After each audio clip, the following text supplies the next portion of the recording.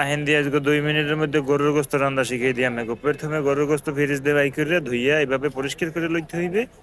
এটা ফ্রিজের নাও থাকতে পারে, আমার ঘরেও থাকতে পারে। এরপরে পিঁয়াজ আদা রসুন এগুলোর কাটটা কুচি কুচি করে অথবা ব্লেন্ডারে দিয়ে লই নেবেন।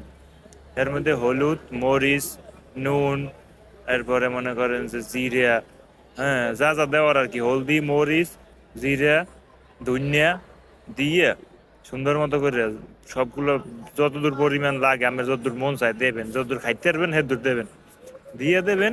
আদা রসুন পেঁয়াজ যত আগেই দিয়ে দিছি, সব কিছু একসাথে টোটালি যা আছে এক লগে ভ্যামাক দিয়ে দেবেন, কোনো ধরেন রাই নেই। জিরা মিরা হলুদ মরিচ আদা রসুন সব দিয়ে এককালে গোটা দিয়ে দিতে হবে। একটু পরে ঘটবে হ্যাঁ বেড়ায় দেখে না, একটু পরে গোটা দেবে। ও এরপরে একটা জিনিস আবার বাহি আছে, এটা হচ্ছে নুন।